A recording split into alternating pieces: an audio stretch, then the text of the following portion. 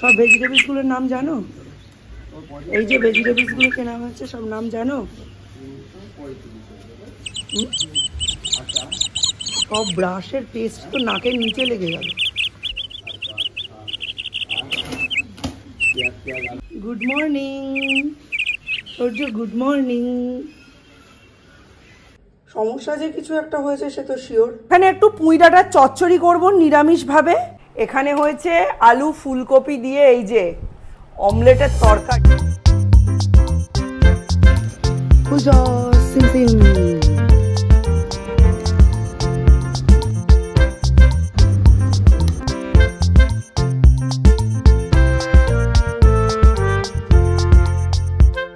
অজিতকে বললাম দই আর পনির দিয়ে যেতে, আর এইখানের ভেজিটেবলসগুলো এবার তুলতে হবে। কি রোদের তাপ!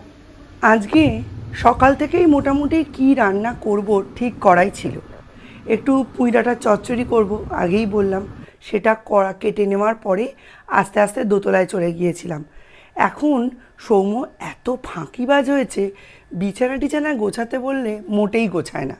তাই ওর বিছানা টিছানা গুছিয়ে দিয়ে একদম দোতলাটা ঝেড়ে মুছে দিয়েছি। কালকে তো সরস্বতীদি মুছেই দিয়েছিল, এবং পরপর বেশ কয়েকদিন একটু ঝাড়া মোছাটা দোতলায় বেশিই হচ্ছে।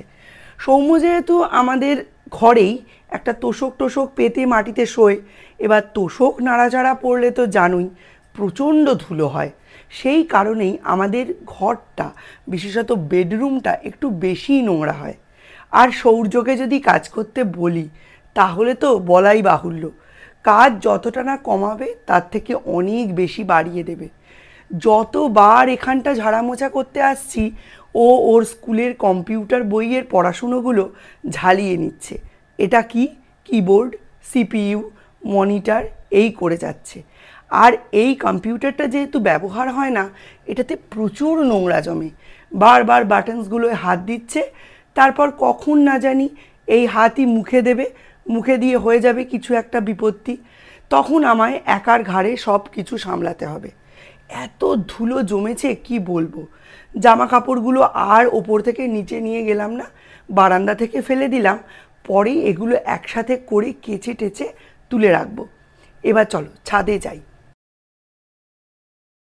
Welcome back to Zinnia blogs. জিনিয়া ব্লগসের নতুন একটা ব্লগে তোমাদের সকলকে অনেক অনেক ওয়েলকাম। এখন বাজে প্রায় 9:30, আর এখন থেকেই একটা নতুন ব্লগ আরম্ভ করছি। বেশ কয়েকদিন ধরে বৃষ্টি হয়েছে, মানে প্রায় 2 দিন, কিন্তু আবহাওয়াটা বেশ নরম। ছাদে এসছিলাম এইটা মনে করে যে ছাদটা খুব ভালো করে ঝাঁট দেব। বেশ কয়েকদিন ধরে এই মানসিকতা নিয়ে ছাদে উঠছি। দেখো জোরে হাওয়া দিয়ে এই যে আমার মাটি চালার চাকনিটা নিচে পড়ে গেছে। এটা আমি এখানেই টাঙিয়ে রাখি, কারণ মাঝে মাঝে মাটি ভালো করে শুকিয়ে তাতে সার আর সমস্ত নিউট্রিয়েন্ট মিশিয়ে আমি ছাদে ভালো করে চেলে মাটিটা তৈরি করে নিই। যেমন গরমের মাটি আলাদা তৈরি হয়, শীতের মাটি আলাদা তৈরি হয়, আর বর্ষায় যে মাটিই দাও না কেন দারুণ হয়। সমস্যা যে কিছু একটা হয়েছে সে তো শিওর। চার্জ দেখাচ্ছে 100%, কিন্তু আপনা আপনি অফ হয়ে যাচ্ছে। আর এখানে একটা গ্রিন একটা রেড লাইট জ্বলছে, তার মানে চার্জটা নিতে পারছে না কোনোভাবে। আর এই দেখো টানা 1 ঘন্টা চার্জ দিয়েছি, তারপরে মোটামুটি এখন মনে হচ্ছে ঠিক পজিশনেই রয়েছে। অজিতকে বলেছিলাম একটু পনির দিয়ে যেতে আর দই দিয়ে যেতে। অ্যাকচুয়ালি এই যে গরমকালটা পড়েছে, মিস্টার বিশ্বাস আর সৌর্য মোটামুটি টক দইয়ের ওপরেই সেটেল করে গেছেন। চিঁড়ে, মুড়ি, খই, ছাতু সবেতেই টক দই প্লাস লস্যি, এইসবই রান্নাবান্না হচ্ছে আর এইসবই খাওয়া দাওয়া হচ্ছে। এখানে আমি সৌর্যকে ডাকতে গিয়েছিলাম, ও গেছে আম্মার বাড়ি, আর আমাকে দেখেই পালিয়ে গেল। এই রংটা তো ভালো হয়নি, এই যে এই কাউটা আর এই টেডিটার রংটা তো ভালো হয়নি, তো ফিনিশিং করতে হবে। করবে তো?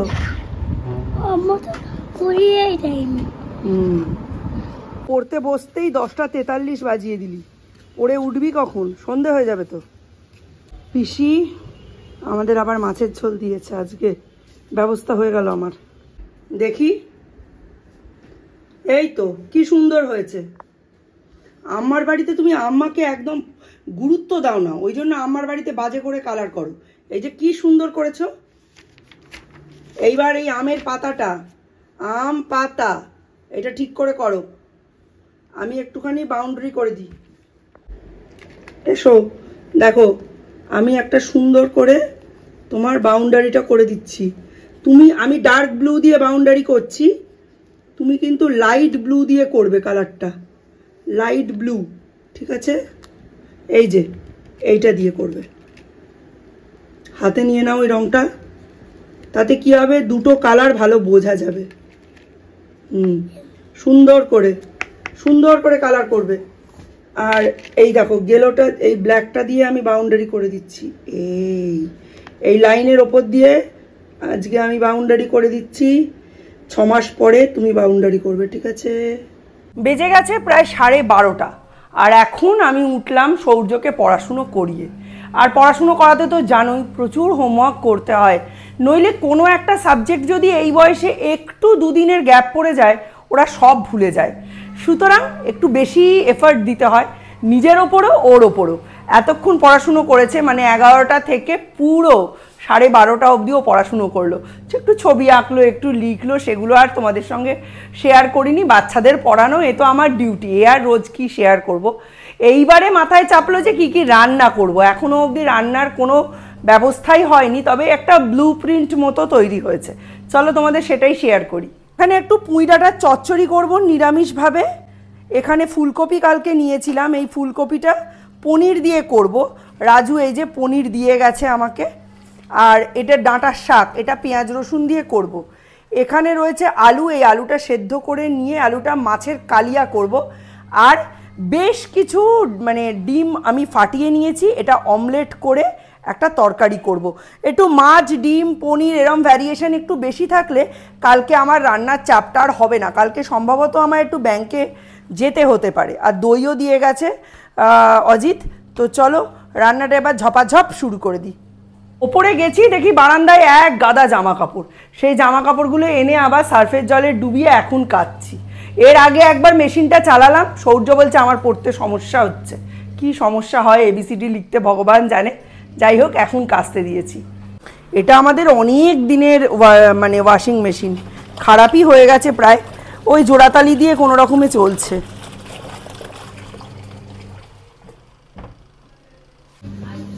কালকে কিন্তু শুক্রবার, দোকান বন্ধ। তুই কি আনবি?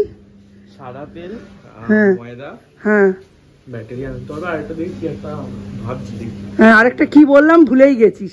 ছাতু আনবি 1 প্যাকেট। আর একটা কি বলেছিলাম আমিও ভুলে গেলাম তো। এই বলেছিলাম, মনে করে দেখ। ওই দেখ, হাত পায়ে একদম অলক্ষী। একেতে রান্না শুরু করতে দেরি, প্লাস হচ্ছে নিজের খাবারের সঙ্গে সঙ্গে এই ডিমের খোসার গুঁড়ো করতে গিয়ে দেরি। গাছের খাবারটাও রেডি করলাম। ফাইন একেবারে হয়নি, বাট যতটা হয়েছে হয়ে যাবে। দেখি এখানে কতটা ধরে। অ্যাকচুয়ালি এইটা লিড নেই, এটা লিড আছে, এটাই সমস্যা।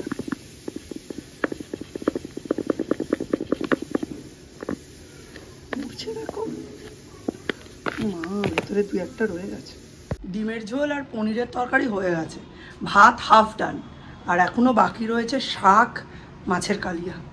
এখন বাজে 2টো। সরস্বতী দিয়ে এই কাজ টাজ করে গেল। এই সময় আমার আর মাথার ঠিক থাকে না। রান্না শেষ হয়ে গেল, একদম আমি নিশ্চিন্ত। ওই যে মাছের কালিয়া আর আলুতে সিটি করছে।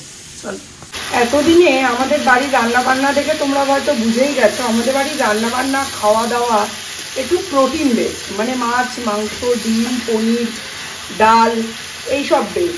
ভেজিটেবলস প্রচুর ইউজ হয়। মানে আমার বাড়িতে কাঁচা বাজারই আসে প্রায় উইকলি 700 টাকার। আর এই পনির, মাছ, ডিম একসঙ্গে করে রাখলে না, আমি কালকের দিনটা একটু রেস্ট পাবো, একটু ঘর দোর গোছাবো, একটু বেশি জামা কাপড় কাচবো। আজকে যেগুলো কেচেছি এখনো ধোয়া হয়নি জানো। এই 4টেই জল আসবে, ধুয়ে নিংড়ে মেলে রাখবো। জল ঝরলে কালকে পুরোপুরি শুকাবে। এখানে এখন পনির কষাচ্ছি। পনিরটা আলুটা সেদ্ধ করে নিয়েছি, আর ফুলকপি আলু দিয়ে করছি। আর এখানে হাঁসের ডিমের অমলেট করে কারি।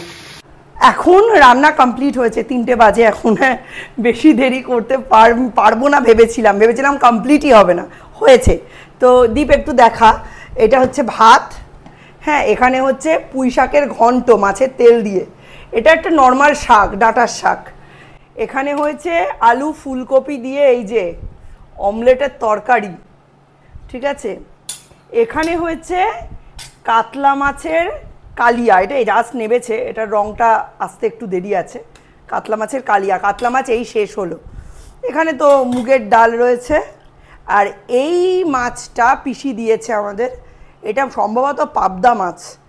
আর এর মধ্যে রয়েছে এই যে আলু ফুলকপি দিয়ে পনিরের তরকারি, পনিরগুলো বেশ সুন্দর সফট হয়েছে, আর এই যে আলু ফুলকপি দিয়ে পনিরের তরকারি। তো চলো এখন দুই ছেলেকে খেতে টেতে দিয়ে বিকেলবেলা আসবো ক্যামেরার সামনে। কালকে যেমন একদম রান্না বান্না ছিল না, আজকে প্রচুর রান্না বান্না। তো চলো আফটার লাঞ্চ দেখা হচ্ছে। এইসব করার জন্য এই ঘরে থাকিস তুই? বলেছি আর ফুটবল খেলবি না, চুপচাপ শুতে চল। যাও। আজকের মতো ব্লগটা এখানেই এন্ড করছি, দেখা হবে নতুন একটা ব্লগে। তোমাদের ব্লগটা কেমন লাগলো অবশ্যই কমেন্ট করে জানিও। Tata, bye bye, good night.